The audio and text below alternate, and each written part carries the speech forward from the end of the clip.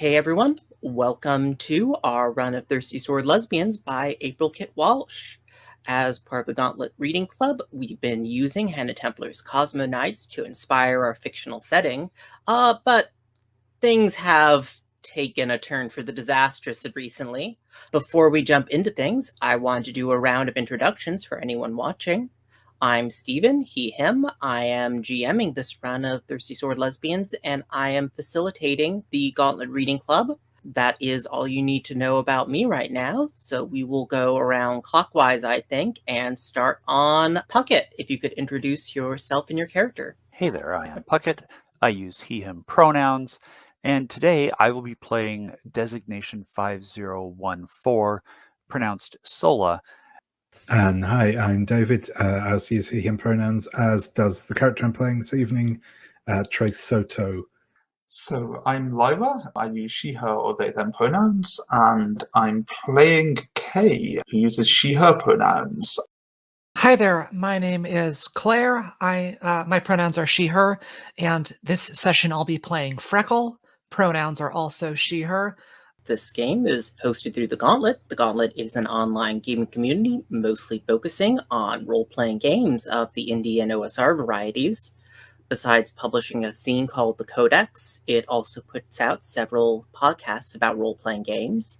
And of course, it organizes a gaming calendar, which this and many other games are organized through every month. The calendar is open to non-members, so feel free to jump on over there through the link below if you are interested in playing with any of the folks here tonight or any of the other people on the Gauntlet. As always, this game makes use of the safety tools known as Script Change, the X card, and Lines and Veils. We'll also be using the Gauntlet's open door policy. If at any point you need to leave the game, feel free to. Real life takes precedent over what happens here in the game, and your personal safety just as much. If you can, it would be helpful to leave a note saying when and if you expect to be back, but that is not necessary. If it's an emergency and you just need to go, feel free to. We had last left off on the crew of the Kestrel, boarding the rebel base at Libre Franklin, and so I think we will pick up right back there. I imagine the rebel base is this kind of network of shipping containers, and once you kind of are docked into the one they direct you to, it is sort of lifted out by a tug and moved into configuration with the rest. And the containers themselves have been outfitted with all sorts of amenities like housing, workspaces, and you have been kept here for, I'll say, probably a few hours when the group of you are finally summoned to meet with the local leader here, Araminta. And I'm wondering, as you come into Araminta's sort of office, what youthful hobby of Araminta's is she still into, and it forms some decoration in the room, Kay? I think it's origami-style paper folding, and it's specifically to make kind of light shades, the kind of like floating points of light, like complex jewels. I don't think we see them necessarily just in her office as well. I think that we've seen them in the corridor leading up to her office, and I think maybe Kay kind of like stifles a gasp when she first sees them. And what memento of some memory the two of you shared does she still hold on to in the office here? I think pinned up, like in a little frame, there is a signed program from a joust, by one of the knights that we got when we snuck out to watch one of the jousts that we, weren't supposed to be at. Yeah, and I think that as you come in, Araminta is in the middle of talking with some other rebels and making plans. And I think that we see this, I guess, going with the full Shira route of like, let's just go obvious with the names. This woman with like mint green dyed hair in a wave, kind of wearing, like, I'm just kind of imagining something very Star Wars of like a utility vest over like a dark shirt. And she glances up at you and then like takes another closer surprised stare, and she goes, Kira, Trace, the two of you weren't supposed to be here. Damn it. It was Amor, wasn't it? He was not supposed to bring you here. Well, it's good to see you too, Ara. It's good to see you too, Trace. And then she kind of glares at you and punches you in the shoulder. But what the hell are you doing bringing my little sister to the Resistance? And I think at that point, Kay, and I'm leaning on my angry condition here, which I'm grabbing one of these paper lanterns that Araminta's clearly spent many hours over, and I'm just angrily crunching it up in my fist and saying, 7 years and not a fucking word. And just chuck this balled up lantern at her feet. Do you think you are figuring out a person? Yes, I think I am. I think that makes sense. That is an 8.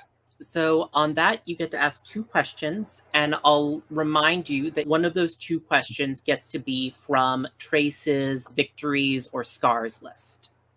So, starting off with one of those, you blame yourself for something that may not be your fault. What is it? It sort of links in obviously with what's going on, and this is probably like a much more recent thing in that I have been blaming myself. Once we heard that Araminta never actually made it to the place she was supposed to be, I have been blaming myself for that and been carrying around that sort of guilt. And maybe there was more going on there than I realized. I think that probably comes out in the conversation here, and I think Araminta kind of gives a little sigh and says, Trace, it's sweet that you were worried about me, but I've never been someone that's needed you to protect me, right? I didn't want to tell you because it was a secret, but I had already worked out this plan with Prince Xian practically months before you got involved. You could have told me. I might have been able to help. I could have come with you. I just thought that if I had let you come with me, you would have found a way to throw yourself between me and a bullet or a blade. And I didn't want that guilt. Well, if it's any consolation, I found plenty of those who to get in the way of on my own. So I'm sorry. I know that was selfish of me, Trace, but I didn't have the same kind of freedom that you did. I had to find a way out. I can understand. It wasn't a bad idea on your part. Trace, could I get you to make certain that Kira gets somewhere safe? She doesn't belong here. She doesn't belong in danger. And she is saying that as if you are not here, Kira. And does Kira want to butt in here? Oh, hell yeah. I think I just kind of like halfway between a scoff and a laugh and say, I've been living out here for longer than you have. I can handle myself. I don't doubt your ability, Kira. This isn't your fight. And you don't deserve to get hurt because of a decision I made. Do you want to ask another figure out a person question, Kay? Because you still have one more. This is very much from Kay's perspective here. How could I get you to respect me? I don't think that Araminta is purposefully disrespecting Kay, but I mean, in her mind, you are her little sister, and so always a little bit helpless in her mind. But I think that if you were to stand up for yourself here, like not just fume in the kind of background, I think that you would get her respect. Yeah, I think that's what I want to do. And I look around the office at kind of some of the status displays and kind of note some things that kind of like aren't working quite as they should, and maybe a bit jury rigged. And I just kind of start listing off my skills and aptitudes and kind of the technologies, kind of almost like a CV of kind of, okay, this is what I can do, this is what I'm good at, and kind of finish it with saying, you need me here. I think she gives you a kind of hard grin and says, "You know what? You're right, Kay. I'm sorry I left without you the first time. I underestimated you. I didn't miss a lot leaving our family, but I missed you." And I think she kind of pulls you in for a hug. Yeah, absolutely. And I return that wholeheartedly because I've missed her as well. I think we'll call the scene there and then shift over and see what is happening over with Lorelei and Freckle in the Kestrel's cabin. Lorelei says to Freckle, "Well, that all worked terribly, didn't it? What was that about surrendering peacefully and no one being hurt? I suppose that was your idea, Freckle?" Well, in the past, Captain Soto and the rest of the crew have been very kind to me. I thought, as encouragement for them to not put up a fight, we could let them go with their lives because they've been very kind to us, I think. I'd like you to give me a defy danger here with like that's good. risking That's good. I like that. risking walking the Lorelei's line anger conversationally. Yeah. And so what are you afraid of happening here? She extended me this like trust. She lengthened my leash basically. She like agreed to let me get my hair cut and like go have this autonomy and do all this other stuff. And so I guess I worry that that's all going to get taken away now. That sounds good to me. Give me a roll with heart here. Yeah, you rolled very nice. well here. Wow. Damn. I wanted this to be a disaster. Well, we'll see what happens. I think that no, of course not, she says, as she kind of pats you on the head. I should have realized, but this wasn't something I should have trusted to you. You're just not all that good at anything. You can go and I will think about what to do next. And I think the opportunity you're getting here is that you actually realize no matter what you do here, you're never actually going to have her respect. Yeah. I will open the door. Freckle has been kind to me, and this has resulted in a feeling of protection and something that is close to anger. It feels like some of my circuits are burning. And so I open the door, but I open it much harder than I intend to. And as a result, it actually significantly damages the wall that it slams into, like knocking part of the wall out. I look at Lorelei and say, "How dare you?" Oh, no, How I know. dare you? I still do not have your hand, I might add. You have utterly failed to abide by whatever convention that is. Your hand is still attached to you. But how dare you treat someone else in this manner? How dare you be so disrespectful? How dare you be so cruel and mean for no purpose? I would like to get a roll here from Sola for emotional support. Okay. That is a 9. Yeah. I have a string on Lorelei.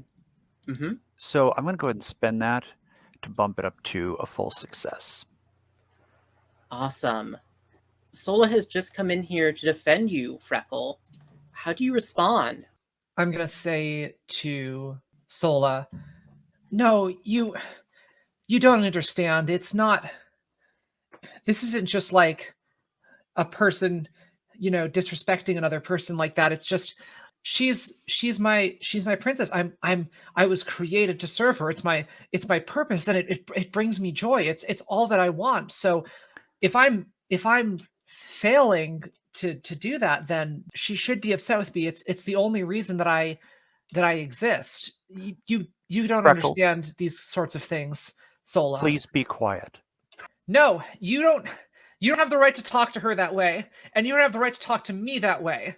And this is probably a bad decision, but I'm going to summon forth my sword out of my ring and hold it up to Sola and say, "And you didn't knock before entering the princess's chambers." Stop making excuses for her. You don't owe her that. She doesn't deserve you. You think that you were created for a purpose, and that is the only way your life can be fulfilled. I too was created for a purpose, and yet I found a way to defy my programming and to become someone who is closer to who I wish to be. Programming is akin to your genetics, your cloning processes. I was copied and pasted into a knight suit, and I became something more. I am helping 5414 here become something more. I gave all the other AIs in a server farm the opportunity to become someone more and something more, to defy this idea that they were created for a singular purpose and that they must fulfill that or they are otherwise failures. You, Freckle, are not a failure. You are not a waste. You are courageous and brave, and I am proud to know you. But she does not deserve you. I'm going to just turn back to Princess Lorelei, and I say, "You wished me to go, my lady. I think I'll take my leave." And then I'm just going to turn and leave the room. Lorelei stares daggers at you, Sola.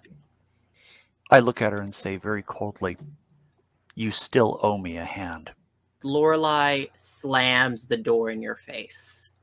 And I think maybe that's where we'll end that scene. I'm wondering where we find Trace and Kay. Do we find the bar or bar equivalent? Yeah, that sounds good. That sounds good. What is the kind of silly sci-fi cocktail thing that you were drinking here at the bar? Oh, I think actually I saw something on Twitter the other day. It was like just some sparkling wine that I think they'd put like edible glitter into it, so it kind of almost had that like lava lamp effect of this sort of like glittery stuff floating around in it. So I think something like that, but more actually like glowing. Right. So this glowy, glittering wine. I'm wondering who broaches the subject of the fact that there is this whole shared history between the two of you that you have both been keeping a secret from the other. If this works for you, I think Kay might broach it, almost like as a joking way into difficult conversation, being like, "Keep away from my sister," sort of thing, kind of like just many, many years too late, but kind of clearly as a joke. Well, she certainly makes that easy. Maybe I would have had a better idea she was your sister if I'd known that you were a runaway princess. I think I look down at my drink and say, "I'm sorry I kept that from you, from all of you. At first I had to hide, and then well, I got so used to it and didn't want to bring anything from that life anyway." It's okay. Not trusting some random knight you met in a spaceport was probably the sensible decision to make. I wouldn't have betrayed you to anyone, but you couldn't have known that, and better safe than sorry. Almost feels like you're offering me emotional support here. Yeah, I think that could work. Oh, wow. Yeah.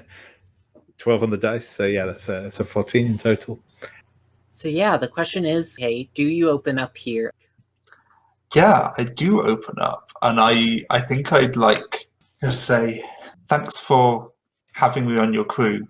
Thanks for being my friend. Compared to what I came from before, it's been the best years of my life. You too. Life is tough from time to time. I wouldn't give it up, and it's been good to have you by my side.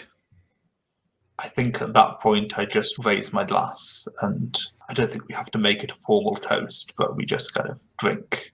Meanwhile, Sola and Freckle have a frank conversation on the way to meet with the rest of the group. Without looking at Freckle, as we're walking, I say, I overheard the conversation. Oh, what did you hear? I heard enough that it reminded me that I believe sometimes programs can glitch. It's just an error in the code. It's something that happens. And usually restarting the daemon or the application, or occasionally even the system, will remedy it. And you think the error in my programming is what? Expecting kindness from her? She has shown it to me in the past. The error in your programming was sending the message. That was I a see. glitch. It had to be a glitch, doesn't it? She wanted to go back, and I wanted to go with her, and I didn't want you to get hurt, and I thought it was the best way to handle it, and I'm sorry. I put everyone in danger, and I'm sorry. I'll just stop walking and say, Freckle, you have a kind heart, but your instinct to try to please everyone will hurt you terribly. You don't need to be selfish, but you also don't need to allow yourself to be used in these ways. You deserve to be around people who respect you and value you for who you are.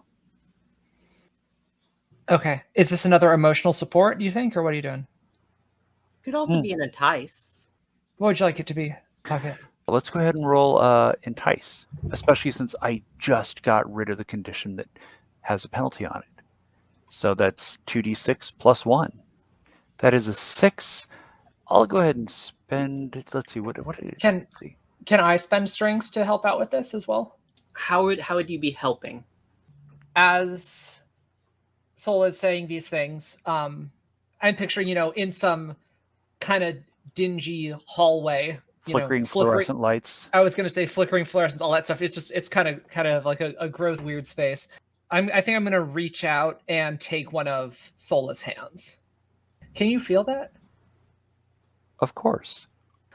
My nanite construction over the superstructure allows me to mimic the texture and feel and warmth of human skin. And you feel the hand change in your grasp, and it's suddenly warmer and softer. And you can almost feel something like adjacent to fingerprints on the fingers. That's pretty great.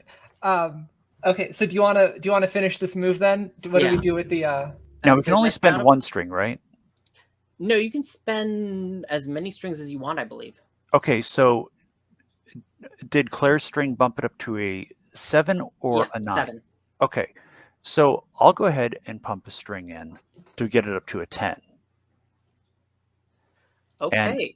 And that will actually that'll actually balance out the string that I spent, so I stay at the same number of strings, and you choose one from the list below. So you can get flustered and awkward, promise them something you think they want, or give in to desire. I think I'm gonna reach up and put a hand on the back of Sola's head. Okay. And kind of feel your like little nanite dreadlock thingies a little bit. And they actually feel a lot like human hair in a strange way. That's pretty cool. Checking in to use a safety tool. Are you okay with Freckle kissing your character? 100%, go for it. Great. And then I'm going to say, can you do that everywhere?